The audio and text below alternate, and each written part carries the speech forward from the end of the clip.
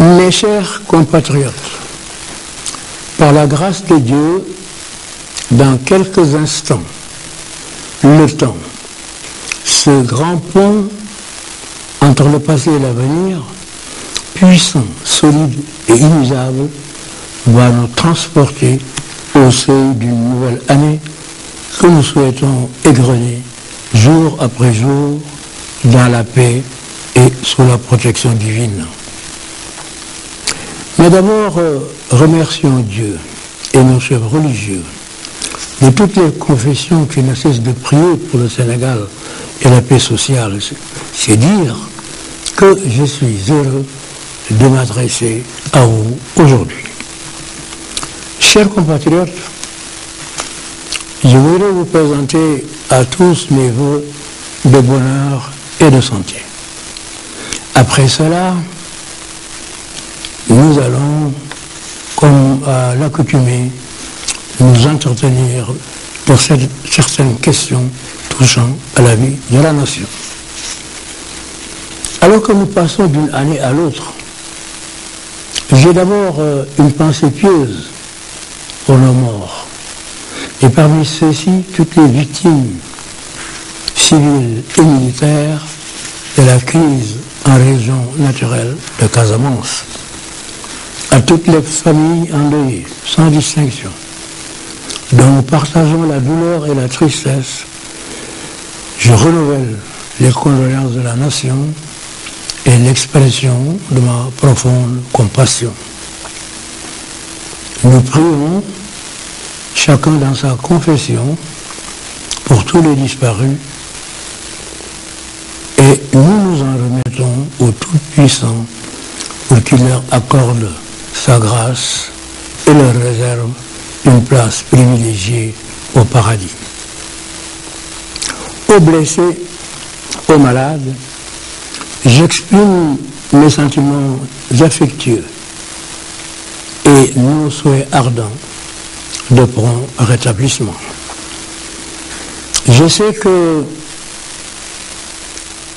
vous êtes tous au courant de ce qui s'est passé récemment en Casamance, du fait de l'irrédentisme de certaines factions, alors que d'autres négocient avec nous pour rétablir la paix. C'est désespéré, sachant que le processus de paix entamé fait de grands progrès, tente de raviver le feu et s'attaque à notre armée, qui est plus en position de veille sur la paix et la sécurité des populations qu'en posture de guerre.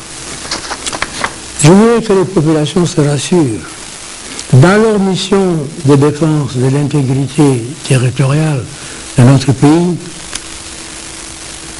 nos forces armées continueront de veiller sans relâche sur la sécurité des personnes et des biens, quelles que soient les implications de l'exécution d'un si noble devoir. Et une fois de plus, je réitère la disponibilité du gouvernement à poursuivre le dialogue avec les MFDC pour une solution pacifique de la crise casamançaise et pour mettre en œuvre les mesures de réinsertion sociale en faveur de tous ceux qui acceptent de déposer les armes. Dans cet esprit, j'invite en particulier messieurs César Atoute Bayat, Salif Sadio et Ousmane Niantan Gata à nous rejoindre sur le chemin de la paix et de l'unité nationale. À cette occasion, je félicite les cadres casamançais qui se sont maintenant impliqués dans la recherche de la paix. Mais je remercie particulièrement le président Yahya Jammeh qui, à ma demande, nous apporte un appui pour une paix rapide et durable en Casamance. Je pense aussi à nos vaillants soldats déployés sur les différents théâtres d'opération des Nations Unies, servant avec courage et honneur la cause de la paix dans le monde. Je salue enfin nos compatriotes émigrés à l'étranger pour mettre courageusement leur force de travail au service de leur famille et de leur pays. Malheureusement, certains ont été victimes ces temps derniers de graves agressions racistes. Nous espérons que les criminels seront poursuivis et châtiés. En soutien aux efforts des émigrés, nous leur aménageons l'accès à l'habitat dans le cadre du programme Un émigré, un toit. Quelques centaines d'entre eux, voire milliers, ont déjà les clés de leur maison ou tout au moins obtenu des parcelles à inclure dans les programmes des promoteurs privés. Mes chers compatriotes, l'année 2012 s'annonce alors que le monde occidental traverse une crise économique et financière majeure, sans précédent, qui a débuté en 2008 aux États-Unis avec la crise des subprimes. Sous l'empire de la dette et d'un chômage rampant, certaines parmi les économies les plus prospères sont en train de vaciller. D'autres menacent de s'effondrer purement et simplement. Il est clair que si une crise majeure survenait en Europe, aux États-Unis, elle aurait des répercussions encore plus importantes sur nos économies, largement dépendantes de ces pays. C'est pourquoi il nous faut, plus que jamais, poursuivre nos efforts et solliciter nos intelligences pour relever les défis qui se profilent devant nous en faisant appel le plus souvent possible à notre imagination. Sur des questions essentielles telles que celles touchant au coût de la vie et à la demande sociale, le gouvernement reste à l'écoute de toutes les initiatives pour rechercher des solutions concertées dans un cadre de dialogue élargi regroupant les pouvoirs publics, les syndicats et les acteurs de la société civile. À l'instar de ce que nous faisions déjà avec succès au sein du Conseil présidentiel de l'investissement. La bonne nouvelle est que, malgré un contexte international morose, les fondamentaux de notre économie restent solides et notre taux de croissance, c'est-à-dire le niveau global de la richesse nationale, devrait même connaître une augmentation en 2012. Et il en est ainsi, parce qu'en plus de nos propres efforts, nous avons la confiance de nos partenaires publics et privés. En témoigne l'emprunt obligataire de 500 millions de dollars que nous avions lancé en mai dernier et qui a rencontré une offre de 2 milliards de dollars sur le marché financier international, pourtant si exigeant. Cet emprunt était, comme vous le savez, destiné à achever des projets d'infrastructure routière et poursuivre le redressement de notre secteur énergétique.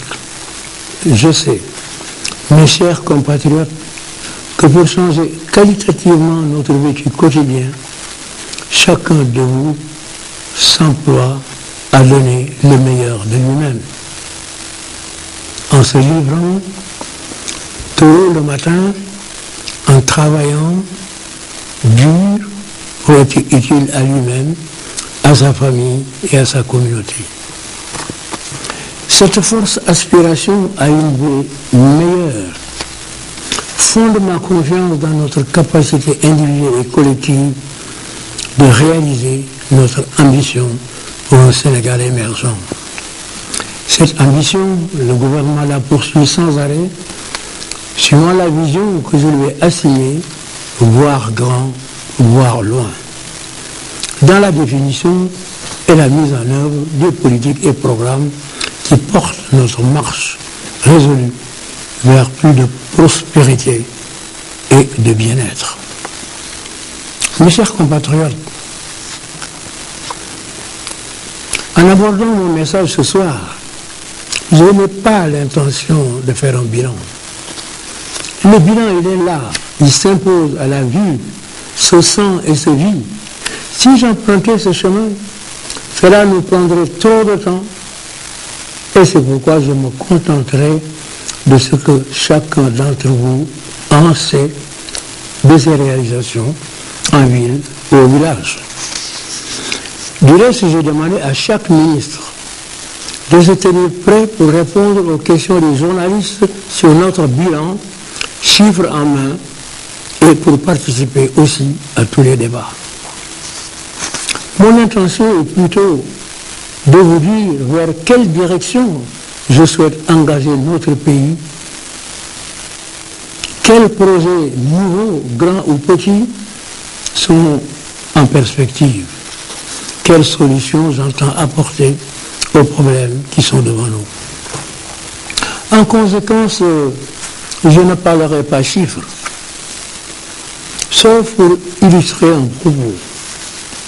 Dans mon message, je reprendrai à peu de choses près les secteurs du NEPAD, que nous appliquons d'ailleurs à l'échelle nationale et qui a donné de si bons résultats. Pour répondre à la question, qu'est-ce que je compte faire demain de nouveau par rapport à ce qui existe aujourd'hui? Certes, terminer les chantiers existants, mais aussi en ouvrir de nouveaux. Je ne parlerai pas ici, comme certains ont l'habitude de le faire, de projets virtuels qui n'existent que dans l'imagination de leurs auteurs et de leurs bonnes intentions. Mais, encore une fois, je parlerai de projets dont nous avons quasiment le financement. Dans le secteur des infrastructures, nous notons la continuation des efforts. Car les infrastructures constituent des supports indispensables sans lesquels on ne peut envisager ni circulation des personnes, ni d'activité économique viable. Ils constituent les fondamentaux de l'émergence économique et de l'éradication de la pauvreté. Nous allons poursuivre l'achèvement des chantiers en cours largement entamés ou aborder de nouveaux dont les financements, comme je l'ai dit tout à l'heure, sont acquis ou quasiment acquis. La route Matam-Linguère, sur 200 km, s'achèvera en 2013. Les corridors Passy, Sokone et Nioro, frontière Gambie, et j'ajouterai l'axe Thiès-Diourbel-Touba, qui a connu dans le passé plusieurs réflexions, mais c'était l'ère socialiste. Réflexions aussi éphémères les unes que les autres. J'ose espérer que cette fois-ci, avec notre nouvelle méthode, avec notre nouvelle conception de la route, elle survivra des décennies comme en Europe. Et j'ajoute la route Tivaouane-Touba-Toul-Khombol, le prolongement de l'autoroute vers Thiès et vers l'aéroport Blaise Diagne pour aller jusqu'à Hambourg. Et pour nos frères de Casamance, j'annonce que nous allons entamer la deuxième phase de la boucle du Bouf entre Thionkessil et Balengor. La route Kaffrine-Ganda a déjà obtenu son financement ainsi que celle de Cap Skirring à Diembéring. À ces chantiers s'ajoutent les travaux de réhabilitation du tronçon Gourosso de Bakel avec les 4 ponts de Matam, l'ancienne route de Rufisque et la route de Rufisque à Bambilor, Moro, long Singapore, ainsi que le désenclavement de certaines zones par la construction ou la rénovation de ponts. J'ai prescrit en outre le raccordement des grandes agglomérations enclavées aux routes nationales par des voies bitumées et la mise en place de réseaux d'autobus sur ces axes de désenclavement entre les villages de l'intérieur et les routes nationales. Je donne l'exemple de Cascas. Ses habitants auront bientôt la possibilité d'aller plusieurs fois de leur village vers la route nationale pour emprunter d'autres autobus, aller à Saint-Louis ou à Matam et revenir. J'ai demandé au ministre des Infrastructures de m'établir une carte des tronçons de raccordement de désenclavement.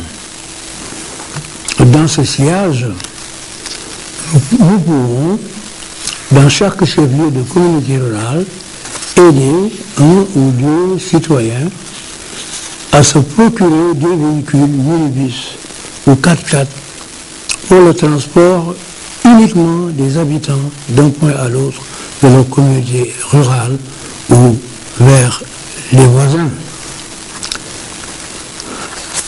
J'en viens au grand projet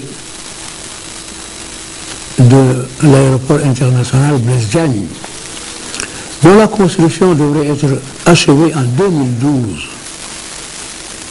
Cet aéroport offrira à notre pays une plateforme de transport aérien de classe mondiale articulée à d'autres infrastructures et activités génératrices d'emplois et de revenus. En plus, bien entendu, de la reprise totale du personnel de l'aéroport Léopold Sédar Senghor.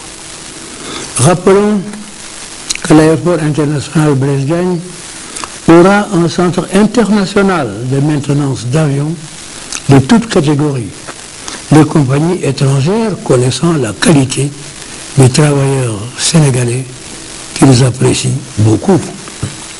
Dans le secteur du transport terrestre, il se produit également une véritable mutation qualitative avec la mise en service de 402 minibus en 2011, tous montés au Sénégal, offrant ainsi de nouvelles facilités de liaison entre Dakar et la banlieue. Il en vient à notre société Dakar Demrik. Nous avons un programme de 1000 minibus au total qui vont couvrir progressivement les régions de Dakar, de Diourbel, de Kaolack, de Louga, Tambacounda, Ziguinchor. Et nous allons recevoir incessamment 220 bus, dont certains articulés ou qu'on appelle encore bus accordéon. Dakar Demrik pourrait en bénéficier sous les conditions convenues. Toutefois, nous n'excluons pas de créer une deuxième compagnie de bus. Au sujet des transports, je viens de suggérer aux femmes d'affaires de créer une ou deux sociétés de transport interurbain entre les villes de notre pays avec des bus climatisés de bonne facture que nous avons déjà commandés. En effet, les hommes ont trop d'avance sur les femmes dans le domaine des transports. Les bus pourraient être à Dakar dans le premier trimestre de la nouvelle année. Je voudrais évoquer ici notre prochaine compagnie nationale, Air Teranga. En effet, après Sénégal Airlines, je suis heureux d'annoncer que 2012 verra le lancement de notre compagnie intérieure que nous appelons Air Teranga pour assurer les vols domestiques entre capitales régionales, voire départementales, à des prix accessibles. Je ne veux pas en effet que la liberté de déplacement des Sénégalais proclamée dans notre Constitution soit en définitive entravée dans leur propre pays par des prix de transport aérien inaccessibles. Dans ce sens, nous sommes en train de finaliser l'acquisition d'avions, mais il reste à construire les pistes et les aérogares. En matière de transport, je pourrais encore ajouter la création d'une flotte fluviale et des bateaux taxis.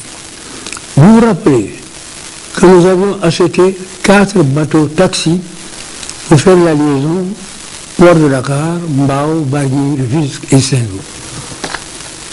Il s'est avéré que, suite à une erreur d'appréciation technique, notamment sur l'ampleur du houle dans cet espace, nous avons préféré ne pas couvrir de risques et les redéployer sur le fleuve Sénégal et sur le fleuve Casamance.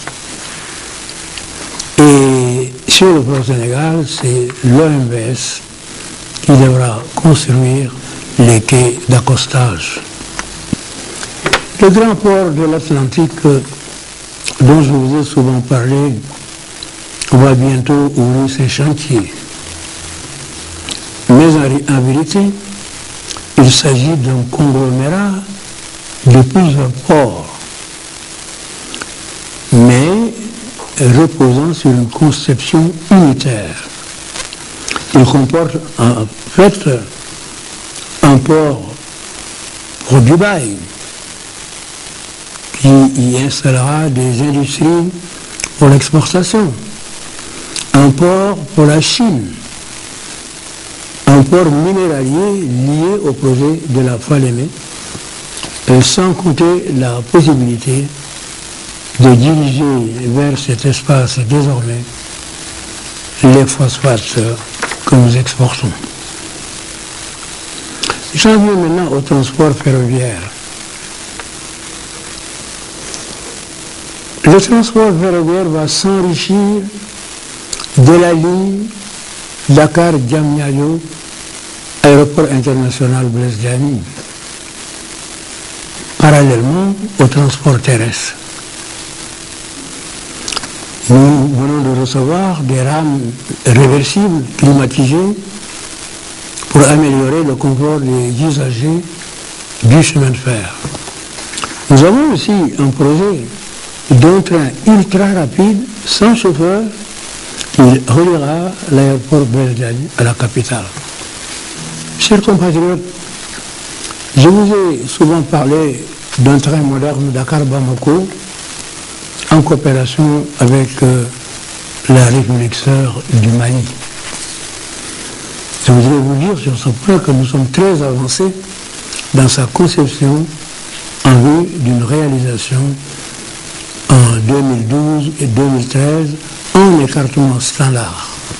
Enfin, dans le complexe mine de fer de la Falémé, qui a 3 composantes, vous vous en souvenez, l'État entend être propriétaire du chemin de fer, des transports du minerai et aussi propriétaire du port d'exportation de Saint-Louis. Le montage de camions porteurs dont je vous ai souvent parlé est toujours maintenu, mais il a eu du retard du fait des difficultés à trouver un terrain à côté du nouveau port de Saint-Louis. Mais je dois ajouter qu'un groupe de Sénégalais vient de me contacter pour me dire qu'ils ont une assise financière très solide ainsi que des moyens technologiques en coopération avec la Chine pour créer aussi au Sénégal une usine de gros porteurs. J'en viens maintenant à l'énergie. S'agissant de ce secteur, les mesures de redressement dans le cadre du plan TACAL se poursuivent.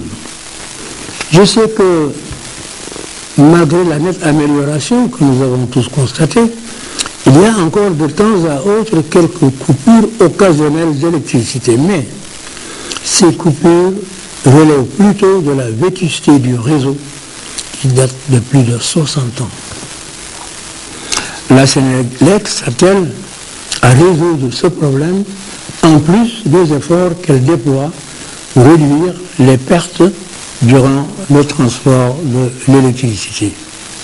S'y ajoute que la crise énergétique que nous avons connu était en partie due à une demande accrue en raison d'une activité économique croissante. Avec l'application systématique de la procédure d'appel d'offres, la Sénélec a baissé ses coûts d'approvisionnement en combustible et dispose pour la première fois de son histoire d'une marge sécuritaire de plus de 30 MW en moyenne. En outre, elle mettra en service en 2012 de nouvelles unités de production moins coûteuses pour remplacer les locations temporaires. C'est le cas, par exemple, de la centrale à charbon dont le financement est bouclé. Enfin, avec 9 projets en cours, nous avons pour objectif de porter à 15% la part des énergies renouvelables dans notre consommation d'électricité d'ici l'horizon 2020.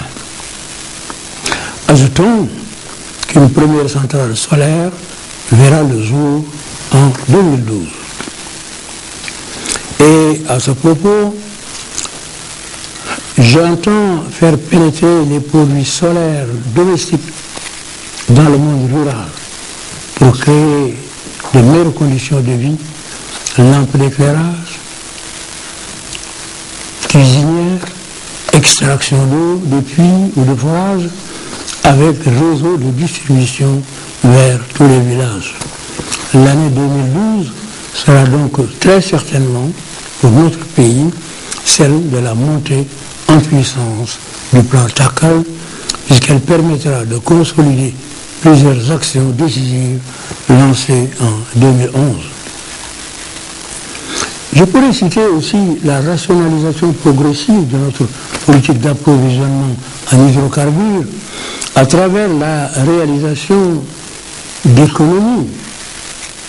Le lancement d'un grand projet de stockage d'hydrocarbures d'une capacité de 1 million de tonnes au Sénégal, dans la zone de Saint-Louis, et la mise en place d'un mécanisme de couverture par rapport aux fluctuations d'un marché toujours instable nous permettront de nous assurer une autonomie relative.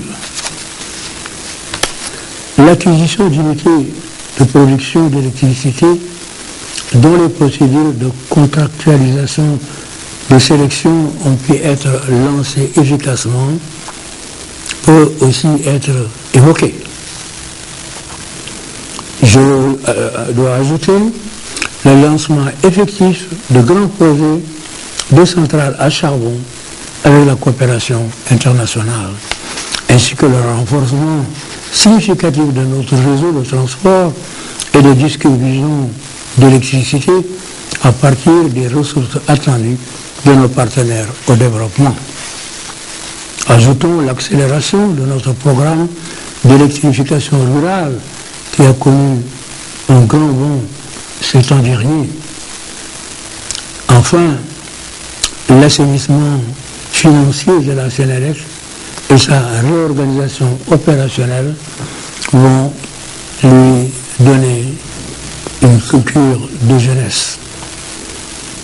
Le développement des projets sous-régionaux en matière d'hydroélectricité fait aussi partie de ce programme qui comprend en outre la mise en œuvre d'actions novatrices en matière de gestion de la demande à travers l'acquisition de compteurs intelligents, de compteurs prépayés et la distribution d'un nombre important de lampes à basse consommation. Venons-en à présent à l'agriculture, l'élevage et la pêche. Les Sénégalais aspirent à vivre mieux. Vivre mieux exige d'abord la pérennisation de notre souveraineté alimentaire atteinte grâce aux efforts et sacrifices de tous par l'amélioration continue de nos performances. Nous poursuivrons sans arrêt la politique de modernisation de notre agriculture lancée avec la Goana par la mécanisation, la diversification et la permanence des activités agricoles en toute saison. Notre devise devient Baynor, Baynawet. Nous prévoyons ainsi des aménagements à hauteur de 165 milliards de francs CFA dans le cadre du programme d'autosuffisance en riz, en plus du plan REVA, Retour vers l'agriculture, qui a réalisé 24 fermes agricoles, aussi le soutien à l'entrepreneuriat rural avec 1514 projets financés à travers le pays. Parallèlement, dans la zone sud du pays, nous avons aménagé 11 700 hectares, dont 1200 hectares dans les aires de mangrove. Les efforts de modernisation seront poursuivis dans le sens de l'innovation avec le lancement de nouvelles variétés céréalières homologuées par l'ISRA et la mise en place d'un programme initial de 500 plateformes multifonctionnelles pour la transformation des produits agricoles. J'ai instruit le ministre de l'Agriculture de renforcer la compétitivité des filières de l'horticulture, de l'arboriculture, de la floriculture, qui sont d'importantes niches de revenus d'exportation. Sur ces spéculations, nous devons reconquérir des marchés, notamment européens, que nous avions gagnés il y a une vingtaine d'années, mais perdus par la suite. Je suivrai personnellement cette question. S'agissant de la campagne agricole 2011-2012, le gouvernement y a consacré 25 milliards de francs CFA pour l'achat de semences et d'intrants agricoles. Je me réjouis en outre du regain d'intérêt que suscite la filière arachidière sur la base du prix aux producteurs que nous avons fixé à 175 francs CFA le kilo au minimum. Puisque le cours monte très haut sur le plan international, nous aurions pu aujourd'hui laisser la concurrence étrangère acheter avec 200 francs CFA ou plus, ce qui ferait le bonheur des paysans. Mais nous avons pensé à nos huiliers qui nous affirment qu'ils risquent de ne pas être compétitifs sur le plan national et d'éprouver des difficultés de survivre. Pour le commerce de l'arachide et des autres produits agricoles, je veux que chacun comprenne que la politique du gouvernement reste la même. Il faut que l'argent de l'État orienté vers l'agriculture aille en priorité aux agriculteurs par une juste rémunération de leur dur labeur pour qu'ils puissent entretenir décemment leur famille, nourrir, soigner, éduquer leurs enfants. Je sais bien que les petites unités de production d'huile se plaignent des prix élevés. Il faut que nos compatriotes de ce secteur comprennent que je ne sacrifierai pas les paysans pour leur permettre de faire des bénéfices. La concurrence sera maintenue. Ceux qui ne peuvent pas survivre peuvent aller se livrer à d'autres activités. Mais il est impensable qu'on s'installe dans un secteur pour vivre de rentes prélevées sur une autre catégorie sociale, en l'espèce des paysans. Le gouvernement peut même les aider à vendre leur usine et à changer d'activité.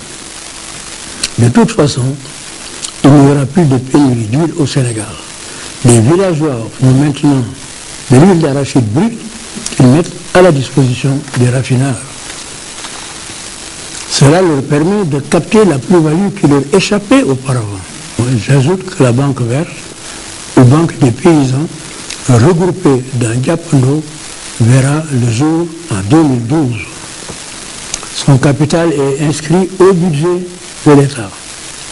Des fonds sénégalais souhaitent y participer. Nous créerons dans les mêmes conditions une banque nationale qui nous manque tant.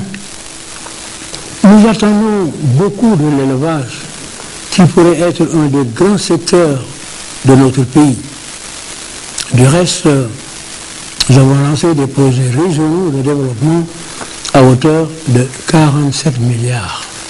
À travers cette nouvelle approche, qui est l'insémination artificielle, nous voulons faire de chaque zone concernée un pôle multifonctionnel intégré et cohérent, associant des infrastructures communautaires, notamment des forages, des puits pastoraux, des aires d'abattage, des parcs de vaccination, des cheptels et des unités de transformation. Je tiens en particulier à l'intensification du programme spécial d'insémination artificielle et de production laitière. Malgré les efforts consentis avec 120 000 inséminations, nous avons l'ambition de mieux faire par la production de viande et de lait pour l'exportation, compte tenu de notre potentiel. Je viens de demander au ministre de l'élevage de s'adresser au Brésil pour obtenir la reconversion d'un prêt récent qu'il nous a accordé pour l'accroissement et l'intensification de l'insémination artificielle. S'agissant de la pêche et de l'économie maritime, comme l'agriculture et l'élevage, le secteur de l'économie maritime et des mines gardent leur vocation de pilier essentiel de nos stratégies de développement. Avec l'installation de 15 complexes frigorifiques dans une première phase, nous voulons tirer le secteur de la pêche artisanale de la précarité en le dotant de moyens modernes d'exploitation et de conservation des produits pour une meilleure valorisation de nos ressources halieutiques. D'autres perspectives s'ouvrent également au secteur de la pêche. La filière tonnière sera relancée avec la reprise de la Société nationale des nouvelles conserveries du Sénégal, tandis que 4 programmes de gestion durable des pêcheries et l'achat de 4 vedettes pour la lutte contre la pêche illicite et autres activités maritimes prohibées sont en phase de financement. S'y ajoutent les avancées qualitatives dans le domaine du transport et du fret maritime. Nous devons y ajouter l'acquisition prochaine de 2 navires pour renforcer la desserte des régions du Sud et le renforcement des capacités du port autonome de Dakar par l'extension du terminal à conteneurs et l'aménagement de la nouvelle gare maritime, entre autres installations modernes qui feront du port de Dakar l'un des plus attractifs pour la qualité de ses prestations. C'est d'ailleurs l'occasion de me féliciter des résultats obtenus par Dubaï Port dans la modernisation du port du futur. Mais mon vœu le plus cher est que les Sénégalais se lancent dans la grande pêche avec des bateaux modernes. Le gouvernement est prêt à les soutenir. S'agissant du secteur minier, je me réjouis du nouvel essor qu'il connaît avec la mise en exploitation dès 2013 du zircon et du titane sur la Grande Côte, un site qui constitue la 3e mine du monde. Je vous avais un jour montré à l'écran ce produit noir qu'on trouve en abondance du côté de la résidence présidentielle. Sur une durée de 25 ans, le projet que je viens d'évoquer devra générer plus de 4500 emplois directs et indirects. En plus de la réalisation d'une ligne de chemin de fer Diogo-Mékhé, Tivaouane, et de la réhabilitation de la voie Tivaouane-Dakar. Quant au projet de l'exploitation d'or à Goulma et Massava, leur démarrage est prévu respectivement en 2012 et 2013. Dans la mise en valeur de nos ressources naturelles, je tiens beaucoup au respect des normes environnementales et à la prise en compte des intérêts des populations locales en matière d'emploi, d'infrastructure et d'équipement au titre du programme social minier. C'est en ce sens que j'accueille favorablement les conclusions du Forum civil sur les industries extractives.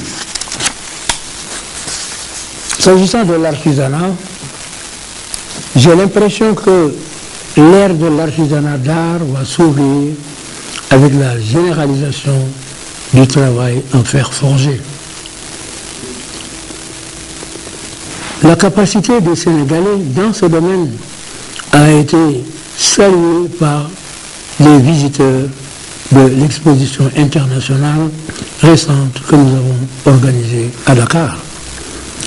Simplement parce que le fait main n'existe plus en Europe du fait de la cherté de la main-d'œuvre, alors que les Européens préfèrent le travail fait main que le travail fait en usine.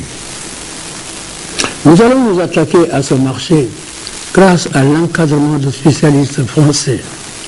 J'ai demandé aussi qu'on envisage la pénétration de l'immense marché américain malgré la forte présence de l'Asie qui exerce une sorte d'oligopole sur le marché des produits artisanaux aux États-Unis. Venons-en maintenant à l'environnement qui est devenu un problème majeur pour l'humanité et pour les pays africains. Nous allons renforcer ce secteur sur plusieurs plans. D'abord, la poursuite de la construction des éco-villages grâce à un nouveau financement qui s'ajoute au financement déjà acquis du programme mondial de l'environnement. Deuxièmement, la poursuite de la construction de la grande muraille verte grâce au financement obtenu du Fonds mondial, mais aussi des engagements de la communauté internationale. Je dois dire aussi que l'environnement sénégalais va être amélioré par la récupération des immenses terres salées, jusqu'ici inutilisées, des embouchures de nos fleuves grâce à la coopération indienne. Chers compatriotes, je voudrais vous annoncer qu'en 2012, le Sénégal va se lancer dans la fabrication d'engrais organiques à la place des engrais chimiques qui entraînent toujours des dégâts dans la composition du sol et affectent les nappes phréatiques. En effet, une société privée sénégalaise va procéder au ramassage des ordures ménagères des déchets solides pour, après sélection, retenir les matières organiques et en produire des engrais. Le tourisme pourrait avoir une grande vocation au Sénégal et c'est maintenant seulement que nos compatriotes semblent s'y intéresser. Bien sûr, certains étaient déjà dans ce secteur, mais le tourisme doit connaître une très grande ampleur au Sénégal. Et c'est pourquoi je me réjouis de voir les Sénégalais investir de plus en plus dans ce domaine et aussi dans le domaine de la gestion hôtelière de factures internationales. Le gouvernement vient de signer avec un groupe sénégalais pour la gestion de l'hôtel Méridien qui devient King Fahd Palace, Soleil de Dakar. J'en ai informé Sa Majesté le roi Abdallah Ben Abdelaziz Al Saud, gardien de Sainte Mosquée, puisque cet hôtel fut un don généreux de l'Arabie Saoudite au Sénégal. Nous avons accordé 2 sites pour la construction d'hôtels sur la corniche à des groupes sénégalais. Dans le secteur social, je vais évoquer la santé, la promotion de la femme, l'éducation, la formation et le soutien à la jeunesse, qui restent assurément les meilleurs baromètres de nos succès. Au cours de la décennie écoulée, nous avons densifié le réseau des infrastructures sanitaires en portant le nombre d'hôpitaux de 17 à 35, celui des centres de santé de 58 à 76, alors que le nombre de postes de santé est passé de 817 à 1245. Le plateau médical s'est amélioré également et s'est enrichi de structures spécialisées en plus de nouveaux équipements de pointe déjà opérationnels ou en cours d'installation. Ces matériels modernes pourront ainsi traiter sur place certaines maladies qui nécessitent jusqu'ici des évacuations coûteuses à l'étranger. Évacuations hors de portée de la grande majorité des patients.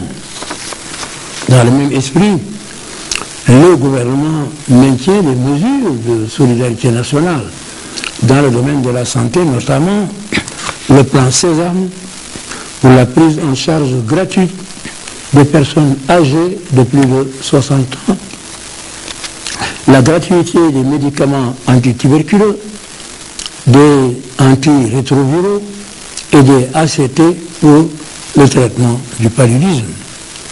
Je dois ajouter la gratuité des césariennes qui est déjà générale au Sénégal, ainsi que la subvention de l'insuline pour les diabétiques. J'ajoute la subvention de l'hémodialyse, dont le coût de la séance a été ramené de 50 000 francs à 10 000 francs actuellement, pour être au rendez-vous des objectifs du millénaire pour le développement lié à la santé en général, maternelle et infantile en particulier.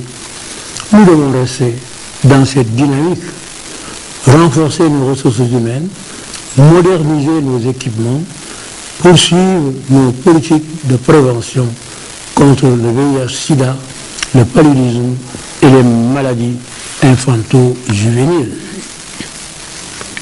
L'approche de Badianougor en pleine expansion nous permet de réduire rapidement la mortalité prénatale et juvéno-infantile. Aux femmes qui m'écoutent, je voulais dire qu'après l'entrée en vigueur de la loi sur la parité, j'ai donné des instructions pour qu'un accent particulier soit mis davantage sur le soutien aux activités économiques des femmes. C'est ainsi qu'en partenariat avec la Banque islamique de développement, un projet de développement de l'entrepreneuriat féminin à hauteur de 13 milliards de francs CFA viendra en 2012 en appui aux filières du microcrédit pour la transformation des produits agricoles locaux. Et grâce au projet Sokhali Diabot, 14 unités de transformation alimentaire générant plus de 1000 emplois et 14 banques céréalières villageoises seront installées prochainement. Ces nouveaux équipements s'ajoutent aux 946 moulins déjà distribués cette année pour alléger les travaux domestiques en milieu rural. L'importante question de la jeunesse, de l'éducation et de la formation, emploi et sport fera l'objet d'une attention particulière. La jeunesse qui porte tous ses espoirs sur nous pour le futur de la nation reste au cœur de nos priorités. L'éducation et la formation sont les deux voies par lesquelles l'État entend prendre en charge les jeunes. Nous avons généralisé l'obtention des bourses et ouvert un nouveau chantier de formation générale des jeunes pour leur ouvrir le chemin des activités économiques. Et aujourd'hui, les priorités sont nettement définies. Mesdames, Messieurs, dans tous les domaines d'activité, il nous faut engager des ressources humaines suffisantes et de qualité pour répondre aux défis du développement économique et social de la nation. En somme, pour bâtir le Sénégal de nos rêves, qui prend son destin en main avec détermination et confiance, nous devons non seulement penser à notre futur, mais penser notre futur et le réaliser par nous-mêmes. C'est là, en définitive, que se trouve la clé du succès dans ce siècle de compétition effrénée, où les lignes de démarcation entre les nations se dessinent dans le savoir, le savoir-faire, la rapidité, l'expertise et l'innovation. Voilà le sens des efforts soutenus que nous avons déployés pour faire passer en 10 ans les effectifs des enseignants de 27 000 à plus de 80 000 aujourd'hui dans le secteur élémentaire. Le nombre de collèges est passé de 220 à 912, celui des lycées de 48 à 156 et celui des universités de 2 à 5, en attendant le démarrage imminent des travaux de la deuxième université publique de Dakar à Diamniadio. À terme, notre objectif est d'implanter un établissement d'enseignement supérieur, au moins par région, pour tenir compte du rythme et de l'accroissement des effectifs estudiantins, passés en 10 ans de 35 291 à plus de 105 000. Avec la revalorisation progressive du traitement du personnel enseignant, je me réjouis de savoir que nombre de Sénégalais exerçant à l'étranger reviennent de plus en plus pour servir leur pays. Cette nouvelle tendance confirme que nous avons fait le bon choix en investissant massivement dans l'éducation et la formation pour élever le niveau qualitatif de nos ressources humaines et donner ainsi à notre jeunesse, par son travail et son génie créateur, la chance de mettre ses talents inépuisables au service de nos ambitions. Comme je l'ai indiqué au Conseil présidentiel de l'investissement du 14 novembre, le gouvernement va mobiliser les moyens nécessaires pour la création d'1 million d'emplois à l'horizon 2015. Dans cette perspective, je tiens à la mise en œuvre diligente des orientations issues du Conseil pour la rationalisation des organismes en charge de l'emploi des jeunes, notamment le Fonds national de promotion de la jeunesse, l'Agence nationale pour l'emploi des jeunes et l'Office national pour l'emploi des jeunes de la banlieue. Tout cela va être fusionné en une entité unique, dotée de moyens conséquents et d'une plus grande autonomie d'action. Le renforcement de la dotation de 800 millions de francs CFA au titre de la convention État-employeur privé pour la promotion de l'emploi des jeunes, en appui au programme spécial destiné aux jeunes diplômés de facultés, écoles, instituts et ateliers artisanaux. J'y ajoute la mobilisation des jeunes dans le cadre d'un vaste programme agricole pour en faire des entrepreneurs de type nouveau, capables de gagner leur vie en milieu rural et de contribuer ainsi à la réalisation de nos ambitions pour la souveraineté alimentaire et l'exportation de produits agricoles. En somme, nous allons multiplier dans ce sens les programmes de ferme REVA. Le sport. L'attention que nous devons à notre jeunesse porte également sur le sport comme facteur d'éducation et de promotion économique et sociale. Si le sport mérite des moyens importants que nous lui consacrons, il nous faut en même temps donner au sport, surtout le sport de masse, les chances de faire éclore des talents nouveaux dans toutes les disciplines.